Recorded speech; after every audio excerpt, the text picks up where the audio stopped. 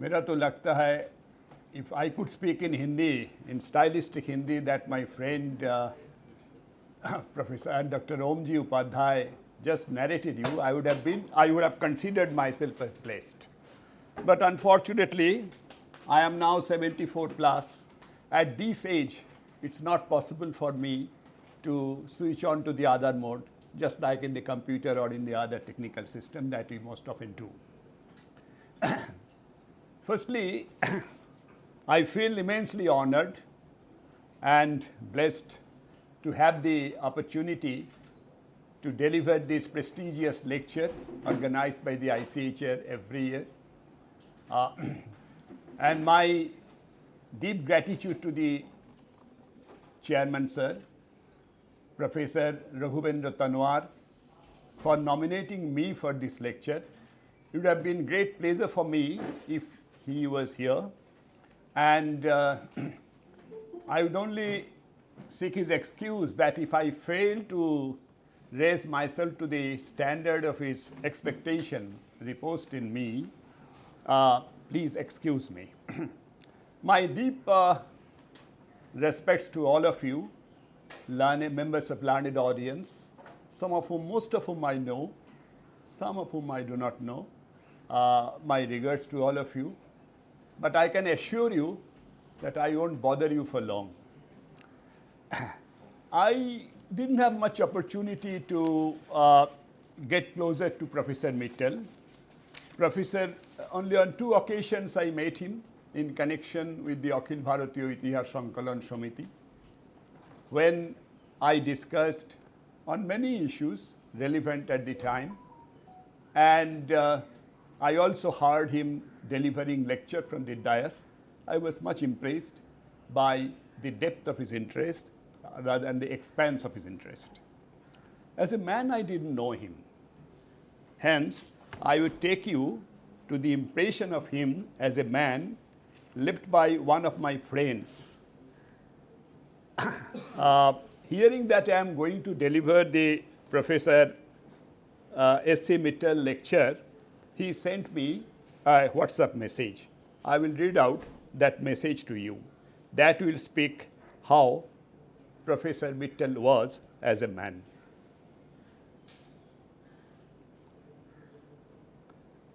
I quote, "Glad to know that you delivered the S.C. Mittal Memorial Lecture.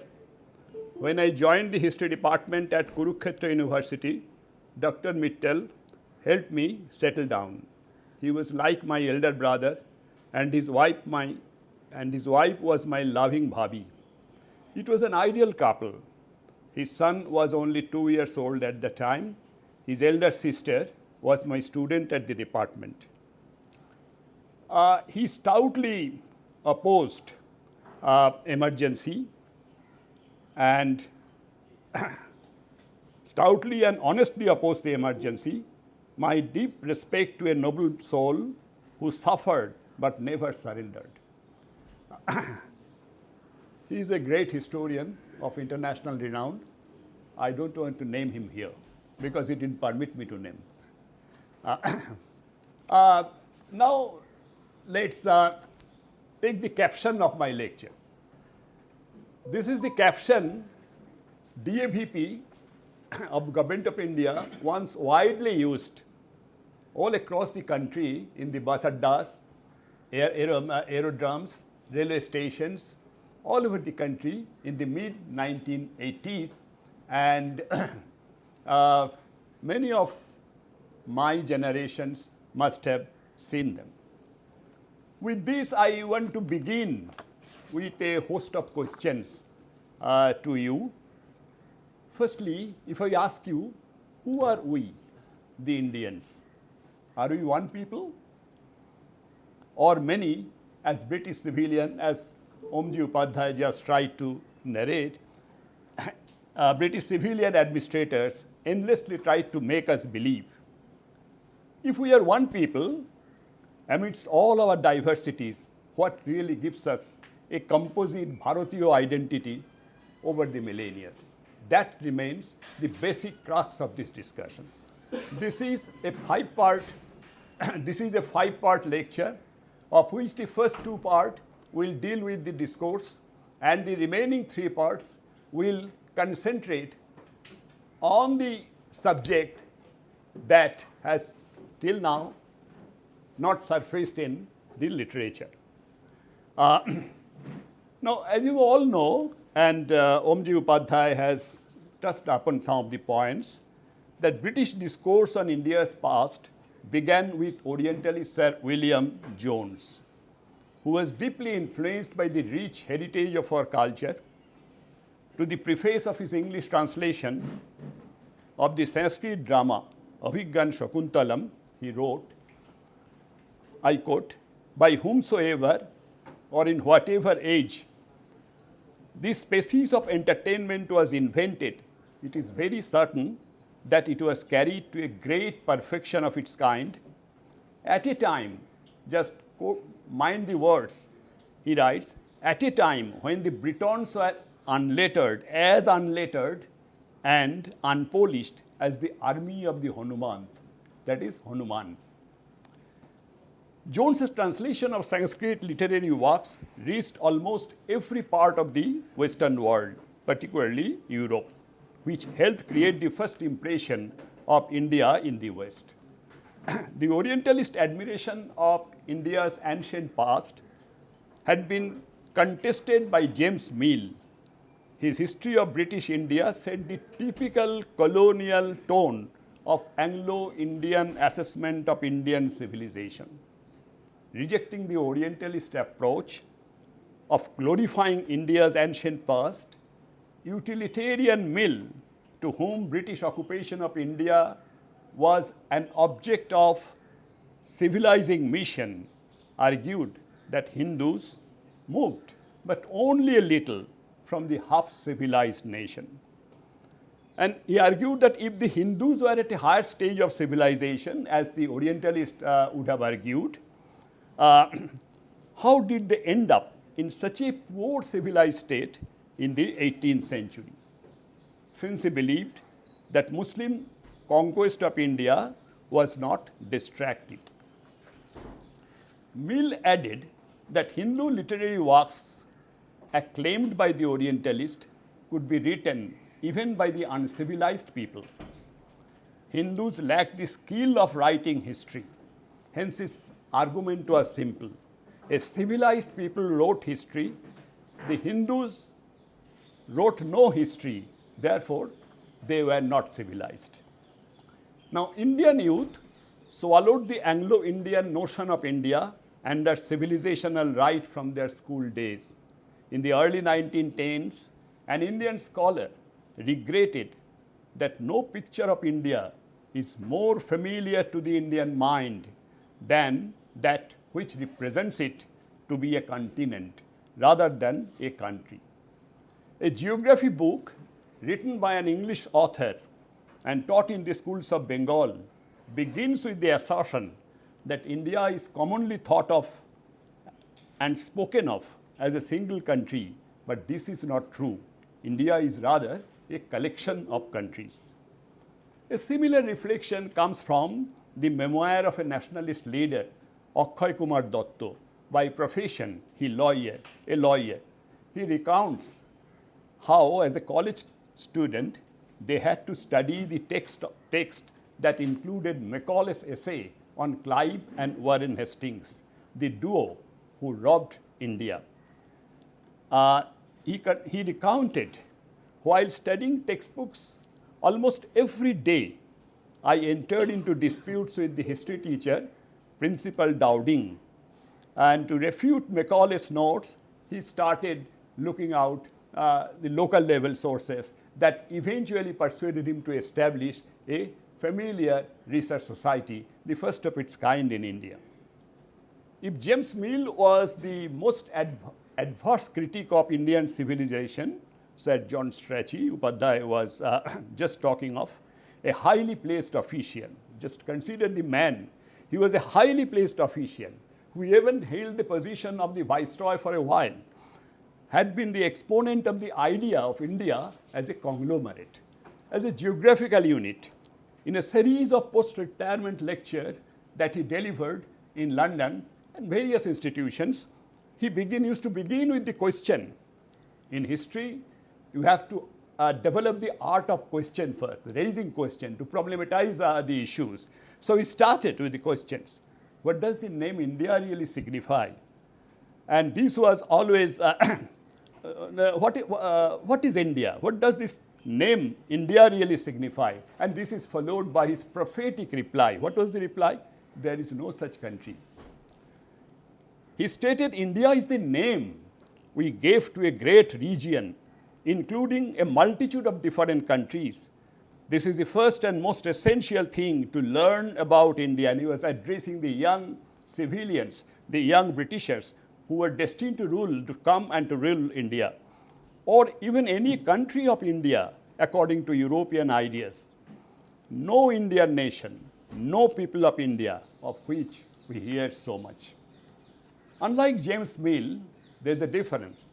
Unlike James Mill, John Strachey, James Mill, who never came to India like Karl Marx.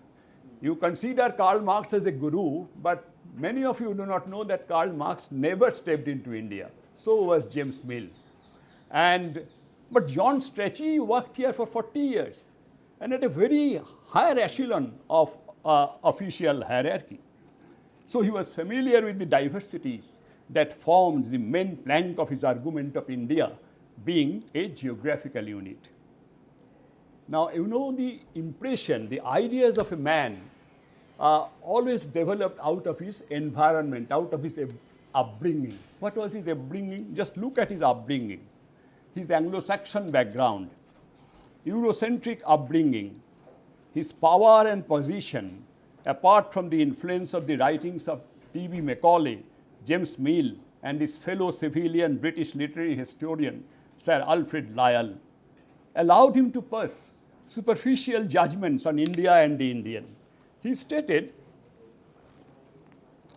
the differences between the countries of Europe, I quote, the differences between the countries of Europe are undoubtedly smaller than those between the countries of India. Scotland is more like Spain than Bengal is like the Punjab. So what he suggests that there are more differences between Bengal and Punjab than existing between Scotland and Spain. And it is detailed argument. Now, if you look at logically, you see, comparing India with Europe is not wholly logical. Since all of them came from Europe, they were upbrought in European environment, and even those who were not Europeans were writing in the context of a discourse dominated by the Europeans. But there should be some sense of reality in the comparison, which is conspicuously missing in John Strachey, as he held, quote, there are no countries in civilized Europe in which the people differ so much as the Bengali differ from the Sikh. And the language of Bengal is as unintelligible in Lahore as it would be in London. Now, if you go deep into the statements, what you locate is a sublime racial undertone.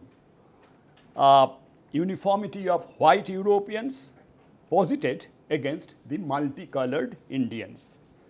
The time also perhaps mattered. This was the time when first rumblings of the Indian discontent against British rule began to surface. The assassination of the Viceroy Mayo in Andaman, emergence of critical intelligentsia in the presidency towns, foundation of the Indian National Congress, the rise of an embryonic national movement in Maharashtra, engineered by the brilliant loyalist, brilliant lawyer activist M.G. Ranade, and the post-1857 shift in British attitude to the Muslims in India. All these explain this argument. John Strachey, after nearly 4 decades of his service in India, he argued that an educated Mohammedan gentleman has more common with Englishmen than with the Bengali graduates of the University of Calcutta. John Strachey was visibly disturbed, perturbed with the Bengali intellectuals, with the Bengali graduates of Calcutta for obvious reasons. Now, let's come from what followed from this European discourse on India. Let's look at the discourse created by our own nationalist leaders. The concept of nation, premised on the 19th century West Europe, presupposes the state based on small territories, inhabited by communities having linguistic, cultural, and ethnic uniformity. This is the crucial point, the uniformity, the ethnic uniformity. And in the Second World War, after Second World War, ethnicism was the crux of the matter that dominated the international politics, if you analyze the politics of the day.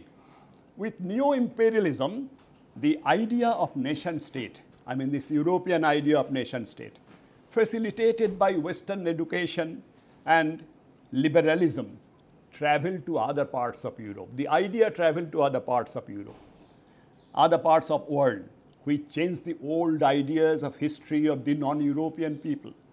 The intellectual subjugation of the other people due to technological domination of the West brought in its fold a linear Eurocentric view of history.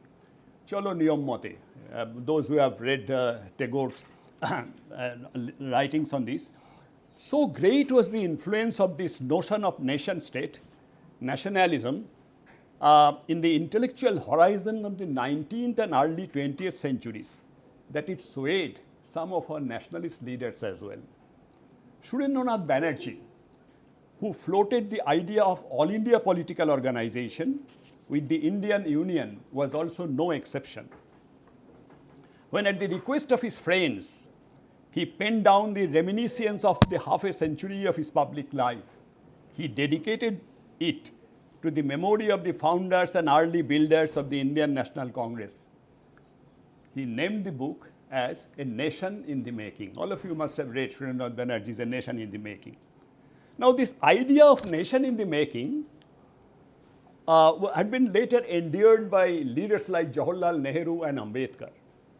Even Ambedkar wrote, I quote, "In believing that we are a nation, we are chasing a great delusion. We can only become a nation in the making." A recent scholar pointed out that Jawaharlal Nehru's historiographical exercise, Discovery of India, he was discovering the India as if India didn't exist, was not really a discovery of the past, but in fact an intervention for the future. Nobody would argue that there was in the past a nation in India in the sense of European construction. In fact, the nation state of similar nature existed nowhere outside Europe, even in the 18th century. Now, the point, denying India as a nation, that is a single identity, tends to accept the old colonial argument of India as a bundle of countries based on diverse identities of her people. With their futuristic agenda of making India a nation, how could these leaders hope to iron out the diversities of India towards achieving a nation based on homogeneity? The leaders apart, some elite bureaucrats of the transitional decades, that is the independence to pre-independence to independence, the 40s and the 50s, transitional decades, also suffered from a sort of colonial hangover of their colonial upbringing. A case in point is V.P. Menon, who scaled as high as the constitutional advisor to the Viceroy, Lord Mountbatten.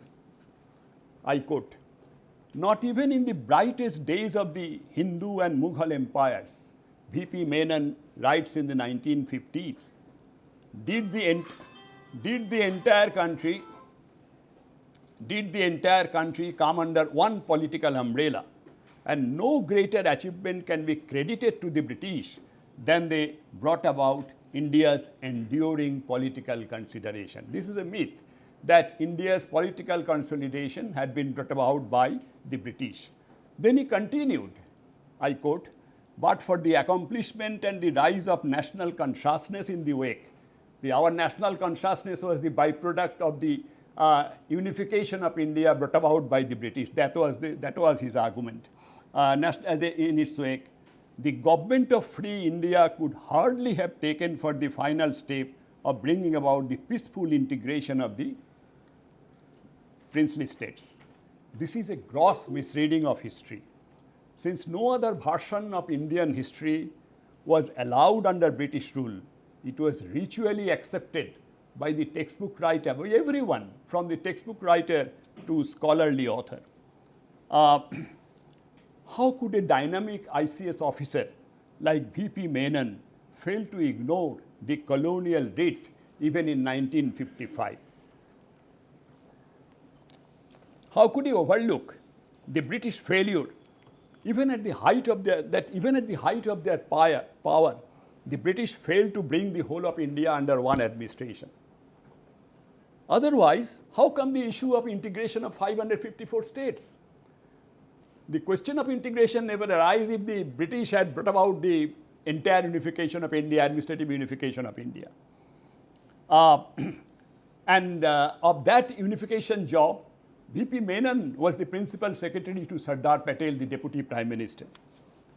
Where did this much emphasized British rule generated national consciousness disappear? In August 1947, in the streets and mohallas of Calcutta and Lahore, which witnessed the worst orgies of violence in history. In fact, it was this crafted violence that led the British preside over the scissoring of the unity of India, not the question of ethnicity. Ethnicity was never the question of Indian disunity. We didn't have 100 years war, we didn't have 30 years war here, of which we heard so much in European history. But even India was divided on the issue of, yes, religion in the name of ethnicity in the name of religion, but the two succeeding states, none of them was ethnically homogeneous. Both Pakistan was multi-ethnic and India was, of course, multi-ethnic. So that ethnicity was not the issue. The historical reality is that countries like India, China and Indonesia could never be called nation by the 19th century European model.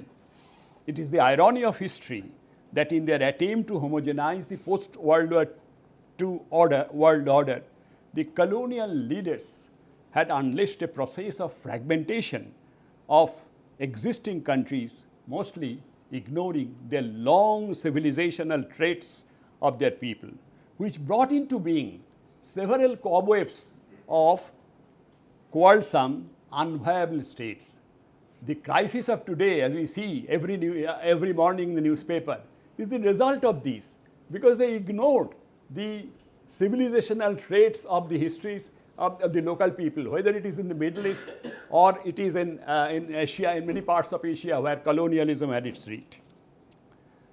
Now come to the question, so far in the light of this discourse, let's discuss what is the real strength of India that bounds the whole of India into an identity that gave India as an identity over the millennia. And here I address this question to you, the historians, the established historian and the would-be historians, the budding historians. The colonial discourse about India, don't blame always the colonial, what you have done so long. The colonial discourse about India as a conglomerate of multiple nations pose a serious challenge to the practitioners of history. Because the historians, schooled in the old environment of teaching segmented history, the continuity, the civilizational continuity has been parceled out into compartments and non-approaching compartments. So, ancient, medieval and modern. I was looking at the ICHR website, they have placed me as a modern, as if I don't know anything, I have no flexibility this way or that way. Medieval modern, which failed the people interested in India's past to know how the idea of one India, Ek Bharat, spread across the subcontinent.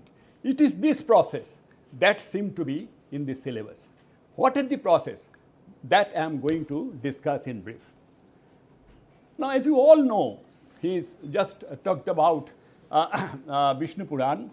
The nature has marked out India, a region full of contrast in physical features and climate from surrounding regions, giving this vast space an ideational identification as the homeland of the Bharatiyas. Protected by the Himalayas in the north and high seas down the south, the nature-induced isolation helped it evolve a unique social life and cultural forms that became the distinctive mark of its civilization. The boundaries of its river valleys, with Indo-Gangetic as one of the most fertile tracts of the world, hence the hub of the civilization, and plenty of other resources enabled India to support a teeming million of population of multiple races down the millennia. The environment, this is most important. I wrote an article on this, comparing India with Central Asia. The environment, you must have seen the environment for easy life thus induced even the invader and migrant peoples to stabilize and settle here. The vast expanse of this land, with its diverse physical and ethnic features, is marked by its long unbroken civilizational continuum. The society narrated in the Mahabharata still resembles with the society we live in today. I quote, "The life that Buddha witnessed 2500 years ago continues over the continent with no fundamental modifications. People argue about the same questions of karma and maya, believe in the same doctrines, and live the same lives. The rituals of marriage, birth, and burial, and the organization of social relationship are not basically different. The Buddha, born today, would recognize the people of India as his own," I unquote. The argument of common Indian heritage might seem confusing looking at the population of natural diversities of India. Just see how the physical features influence the cultural traits and the social life. Compared to the Vindhyas, a much less elevated Cheviot, this Cheviot is the hill that separates England and Scotland. Compared to the Vindhyas, a much less elevated Cheviot discouraged Scotland from achieving uniformity with England. So Scotland united with England only in 1707, and it's still demanding its independence from England. You know, that's a current problem, thriving problem. Just like the Pyrenees isolated the Iberian Peninsula, that is Spain. Pyrenees is the hill that separates the mountain that separates Spain and Italy. The Pyrenees isolated the Iberian Peninsula from the main cultural traits. The point is, why did the Vindhya not have a similar impact on the Indian civilization? How is it that the people living on either side of the Vindhya inherited similar philosophies, shared same faith, near uniform social cultural norms, and observed similar rituals from birth to death? This I will explain a bit. The powerful Chola king, of whom you have read so much, of the far south, Rajendra Chola first, extended his territories up to the rims of the Ganges, followed by his assumption of the title Gangaikonda, that is the conqueror of Ganga, and foundation of a town, Gangaikonda Cholapuram. From the Mauryas to the Mughals, powerful North Indian rulers always tried to expand their sway to the south. Some had even tried to stretch it out to the tip of the subcontinent, peninsula. So did the Deccan power, like the Marathas, who succeeded in reigning in the powerful Mughal Empire. The long rule of the Satavahanas, with their territories covering both sides of the Vindhyas, consolidated socio-economic integration of the north-south. The ambitious Indian ruler, irrespective of his locational hub, that is the region of his origin, the ambitious Indian ruler, irrespective of his locational hub, was thus always inspired by the 2 millennium-old ideas, Arthashastra idea. What is the Arthashastra idea? The idea of the Chakravarti Khetra, that is the king of the entire landmass of India. In the absence of an unbroken all India empire for a long, I quote, a socio-cultural continuity was a surrogate for political territorial continuity, unquote. This is the case with China also, because China, as you know, is the land of the 5 peoples. I don't have much time, otherwise I could compare with many other countries. So with the recent advancement in archaeological studies, our knowledge of prehistoric India has changed. But how the segmented prehistoric cultures, now I would like to take you to prehistoric times or after protohistoric times, when India was a land of several unconnected communities living in different parts of India, and separated by them were the impregnable forest. How important was the forest? You will get it from Fahian's account, but I am not the time to give you all this. So with the recent advancement in archaeological studies, our knowledge of prehistoric India has changed. But how the segmented prehistoric cultures coalesced around the pristine Vedic culture could hardly be known. The inter-community interaction, this is a great important concept in anthropology. Inter-community conception. Suppose the 2 communities who do not know each other met first time, what will be the initial result? The initial result would be the fight. They will try to fight each other, as we did in the childhood days, and after a few days, you will look at peeping at him, and then getting closer to each other, and after that, they will become friendly. They will exchange their cultural niceties and other niceties of their social life. This is called the gift and the counter gift of famous Mexican anthropologist Marcel Mauss. So the inter-community interactions must have commenced with individual initiative, later followed by its benefactors to stabilize. And here it reminds me the legend of the Agastya. The legendary sage Agastya is believed to have humbled the pride of the Vindhya mountains and obtained all who followed him the right way. The legend shows his great spirit of enterprise and missionary zeal, qualities distinctive of the early Hindu saints, who had been spotted in large parts of Asia from Azerbaijan to Bali. I myself was in Armenia, and I was surprised to see rather. They took me to show the archaeological remains of a temple, and I saw there the sculptural work of a Krishna. Worked on a piece of stone. It is clear, anybody can see it. So you do not know the range of our cultural reach, and these things never come down to the text that we teach at the lower level, at the school level. So the legend shows, our saints, our cultural gurus, they reach different parts of Asia from Azerbaijan to Bali. It is the tradition of Charai Beti, or keep moving, inbuilt in the religious ethos of India. And this has been appropriated by all the religious leaders, right from the Buddhist to the Sufi saints. So just see, mind the words. It creates shudder, really. Buddha advised his disciple. Lord Buddha advised his disciple, I quote, "You cannot travel on the path. You cannot travel on the path unless you become the path itself. And go monks, preach the new noble doctrine." And then there is another caution. Let not 2 of you go to the same direction. Jabe, and you will gossip and spoil the case. No, not like that. So everyone has to discover something. If men like Agastya had pioneered the integration of diverse culture groups in different parts of Bharat, the actual work of social consolidation at the early level was done by the enterprising social group. We may variously call them as Brahmin, as Guru, as Pahans, as the tribals called. So they are the social leaders in those days. In today's socio-political discourse, we often come of the concept of Dalit, that is the oppressed.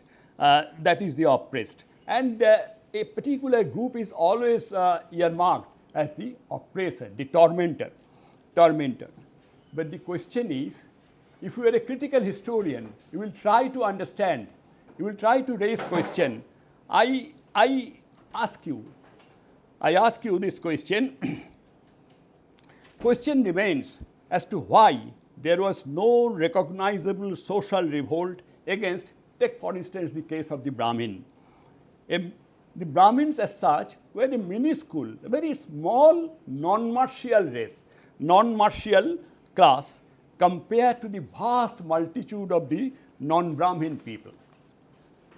An overt display of unquestionable submission rather characterized the social relationship between these gurus and the lower social order.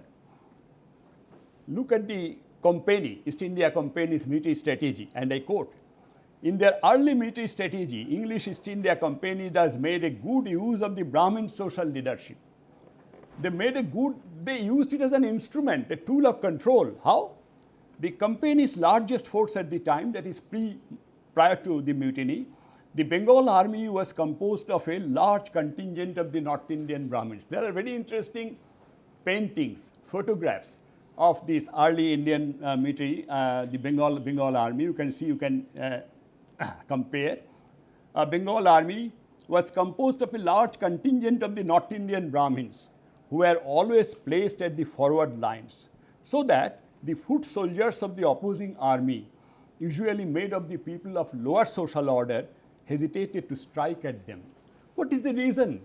What is the reason of this unquestioned submission to the social leaders, be it the Brahmin, be it the Pahans, or be it other groups? In brief, in ancient India, these social leaders served as a catalytic agent for the expansion of agrarian society.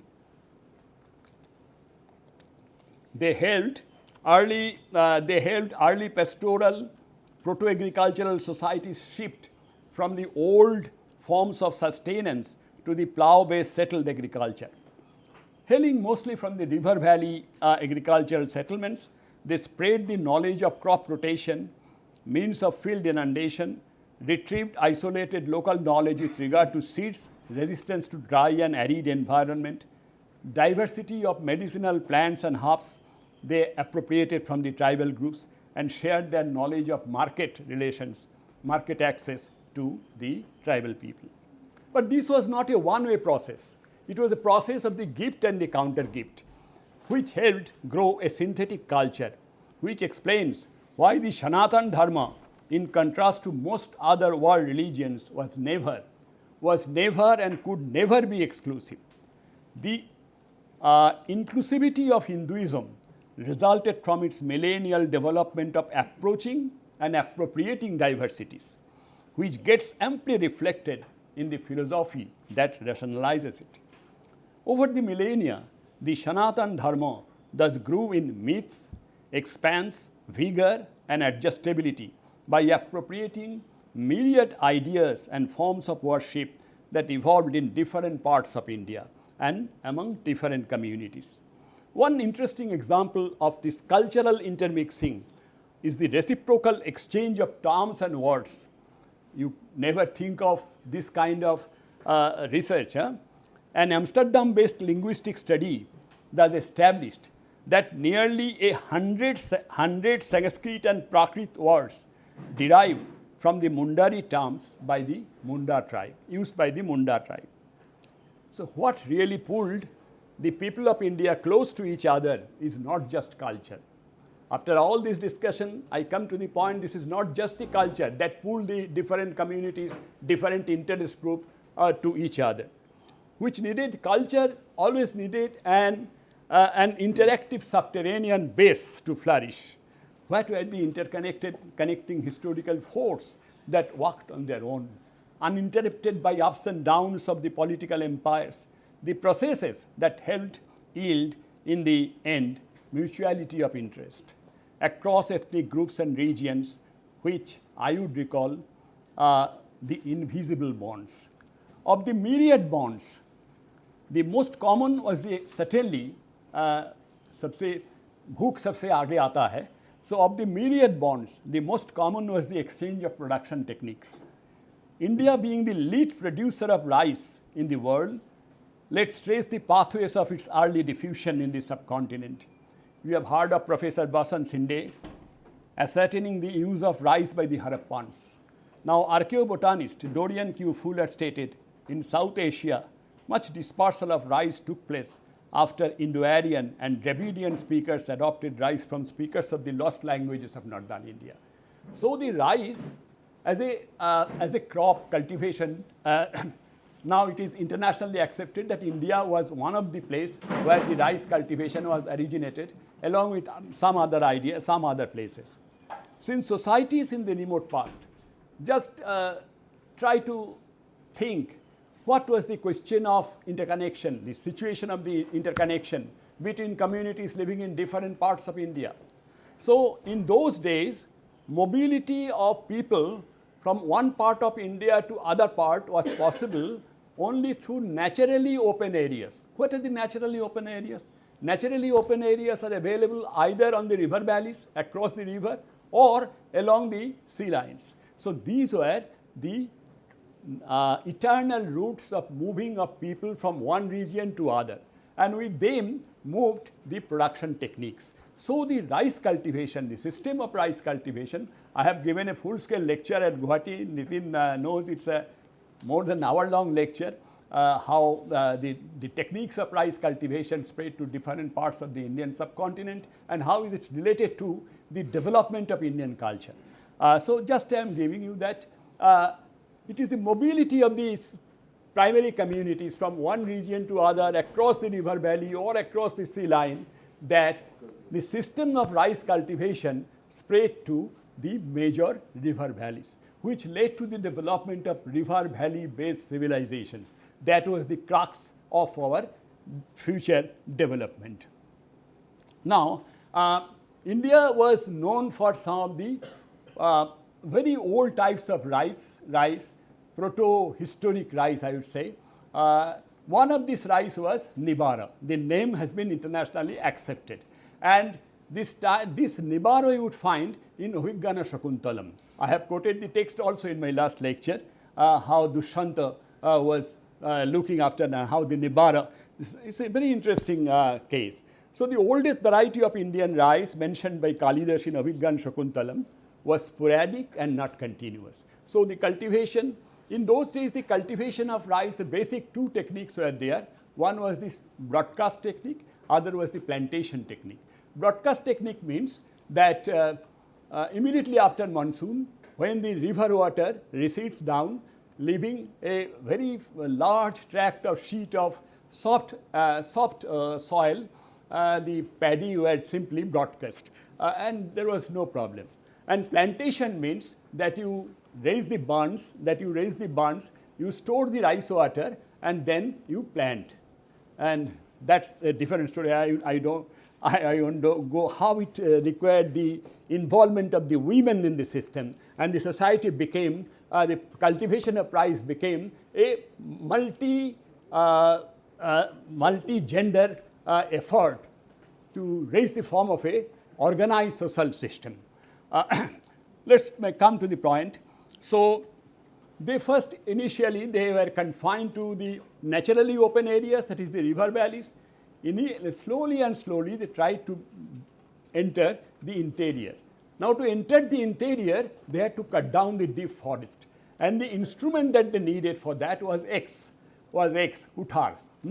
And to till the hard soil, even with rainwater, they needed plough. So, these are the two instruments that played a very crucial role in the transition of early Indian societies with the development of iron technology that I will come to a little later. Just think, all these things are not cock and bull story. And you see, Bhima, he moves with a huge plough. What is the utility of plough? Plough is not a war weapon. And Parashuram moves with a kuthar, X. So, this is the historic role of these two immortalize the weapon of Bhima and Parashurama. Now look at the present time. I do not know how many of you have seen the whole of India. I am a very poor man, but I had the fortune of traveling extensively all over the country. So from the Apatani tribe to the farthest point of Arunachal, it's called Zero. From the Apatani tribe of the farthest point of Arunachal, Bengal's rich rice lands included, to the Kapus of the Godavari Delta, that is who plant rice even today, and further down to the Vellala lands of Tamil Nadu, the exchange of rice technique involved sharing of the intangible forms of culture and values associated with it. All this cannot be certainly dated. This is not the history that you touch, that history means chronology. Chronology has no value. How much chronology? How many years you could trace back? But these are the real trace which is actually based on, developed on the techniques of ethnohistory, which is internationally accepted as a tool of historical interpretation. Now, in this transition also we see, we can locate the role of an enterprising social group. Enterprising social group, firstly by aiding the diffusion of rice technique among people unfamiliar with it and achieve stability. Slowly these groups might turn into diffusing agents of the new technique and as initiator, out of which the cult of the guru emerged. There are several other production techniques that I have worked on, but I would just touch on two other very important techniques which involve the participation of a number of communities. First was indigo. How many of you know that indigo is the India's contribution to the world? Those who are interested, indigo, and the other is iron and steel. So the transition of indigo from a wild plant to the most coveted commercial product of medieval centuries involved the participation of a number of communities located in different parts of India, much before the colonial enslavement of indigo. As you all know, Nil Vidroh and other things. The largely unknown history I have narrated in the International Handbook of Textile Culture, edited by 3 professors of Australia from Australia, England and USA. Fortunately, mine was the only article accepted from India in that international book. And it's a very interesting theme. If you know the story of indigo's transition from wild plant to commercial product, it's an excellent history. It all started from one part of India before it became a common Indian product exported from the west coast and overland through Lahore. At one point of time, Indian traveler and Hajj revelers literally used indigo as the ATM card to buy exotic products from West Asia. A similar case in point is the diffusion of iron working techniques in India. The myth and legends of the Osura blacksmith tribe assert that their ancestors regularly trekked from your place, Ranchi, from Ranchi to Karnataka, and the completion of one circuit, that is the grandfather started from Ranchi and the grandson reached back to Ranchi. After this is a circuitous route. We have reconstructed it from the mythologies and legends. And these blacksmith tools of Karnataka had been studied by the Dutch anthropologist Jan Brouwer, which closely resemble to my own studies on the blacksmith tools of Eastern India, which was sponsored by the ICHR long back. I have located similar groups of perambulating blacksmith in northeast India, circuiting all over Assam, parts of Nagaland and Manipur, with another distinct group located in megalithic Meghalaya. We have heard of megalithic culture of central India and Tamil Nadu, but never, not a single work has been done on megalithic Meghalaya, because archaeological archaeological discoveries are very rare in that part of the country. So from the ground level production, so these are the ground level production technique, the transfer of production techniques that brought people of different regions to each other. There was an exchange. Let's turn our attention to the political stripes at the top. Here, the process of state formation at the local level and empire building enterprise at the top, from Ashok to Aurangzeb, is an account of ceaseless tussle between the central and peripheral forces, centripetal and centrifugal forces, you can call otherwise. The process by itself did not result in lasting all India state of European conception, but the repetitive fragmentation and contraction of the empire across the length and breadth of the subcontinent encouraged exchange of men, materials and ideas which positively contributed to the cultural civilizational unity of India. Time will not permit me to elaborate upon the point. I will just give you one example how these political interactions help develop cultural development. An interesting case is the growth of Sanskrit literature. Sanskrit is the lingua indiana. We call lingua franca, but there was a time when Sanskrit was the lingua indiana of India, not only Indiana, in fact, large part of Asia. The efflorescence of Sanskrit language between Panini's Ashtadhyayi to Kalidas coincided with the pre-Mauryan days of the Gupta rule, when from the pre-Mauryan days to the Gupta rule, when Sanskrit became all India language, spread more by regional powers like the Satavahana, Barashiva, Bhakataka and Pallava than the imperial ones. Many of you heard of Gunadha. Gunadha's legendary work, Brihat Katha, recounts the rivalry between the Sanskrit and Poishachi, that is barbarian language. A resident of the Satavahana capital Pratishthan, Gunadha was writing in an environment of the growing use of Sanskrit as the vehicle of culture and civilization. The Pallava power at Kanchi was Sanskrit in civilization. Pandyas and Cheras also came in the fold of the composite culture, with the Satavahanas playing the role of a catalyst. So the empire building process encouraged the mobility of people in various graphs all across the land and helped grow multiple networking. When Mansingh was sent to Bengal by Akbar to crush the recalcitrant Baroviyas, that is 12 feudal lords, the first thing that he did was 4 major roads to approach the riverine in eastern Bengal, which virtually opened up the rice bowl of the east that sustained much of North Indian economy in the later decades. Or take the case of Sher Shah. Sher Shah's chasing of Humayun. Sher Shah's chasing of Humayun is like a myth. घोड़े पर हौदा हाथी पर जिन लड़ाई से भागी बदशाह Humayun. So you can very well imagine the kind of urge to run away. Chasing Humayun led him to reactivate the old Uttarapatha, which once travelled from Peshawar to Pataliputra but had fallen into disuse. At the administrative and societal level, laws, regulations, legal jurisprudence, norms of inheritance, land control, revenue administration and institutions of the civil and revenue justice mostly outlasted the kingdom and empire of their origin to have been eventually accepted by all irrespective of their diversities. So let's look at the other important force of the national integration.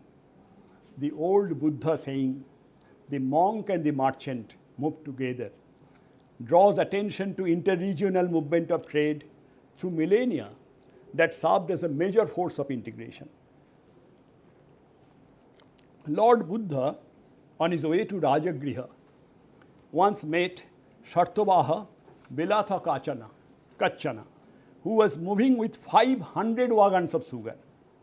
The ancient Pali literature mentions the routes linking different parts of India, notable of which are the north-south trunk route through which Beveru of Jataka fame had travelled from Paithan, Maharashtra to Koshala, Uttar Pradesh, while physician Jivaka trekked all the way from Taxila to Bhadramkara, that is Sialkot, along the Uttarapatha, the northern route of Panini.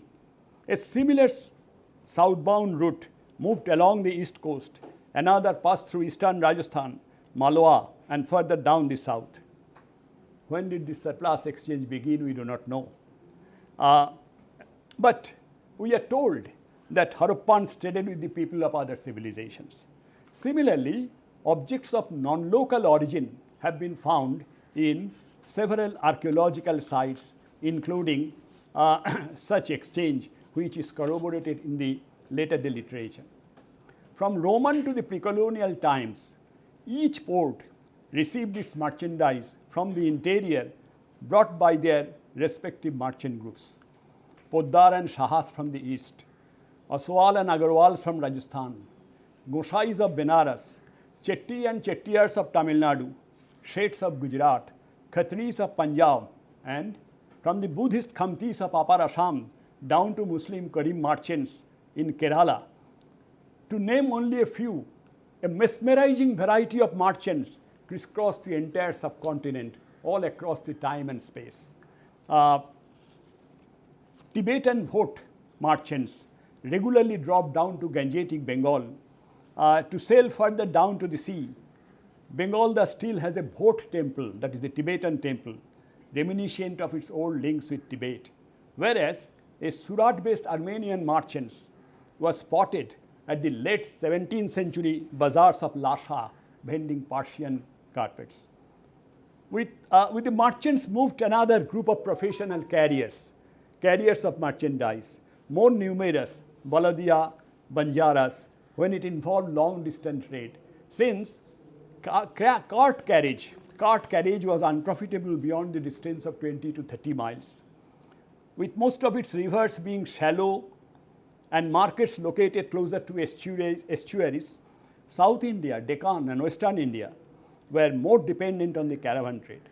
All the ports from ancient Bhrigukacha, Calicut, Sopara or Soparaka to the port town of Surat depended on caravans for their supplies. The caravan trader or Sartavaho of Buddhist India resonated in two 8th centuries text of Rajasthan, which talked of their organization, while the medieval South Indian sources referred to the Banjanu Dharma, a code of rules for itinerant merchant bodies. An early colonial report that states that the whole of Deccan is parceled out among different Banjara tribes and no Tanda, that is the merchant's camp, trades or grazes cattle beyond its border. They have their own territorial fragmentation within which they walked. An evidence of the mobility and cosmopolitanism of the premier Indian export zones. Let's take the case of the 15th century Calicut, the hub center of the east-west spice trade of the time. The Persian, Jewish, Arabian and Egyptian merchants crowded its bazaar with their Gujarati, Parsi and Bengali fellows.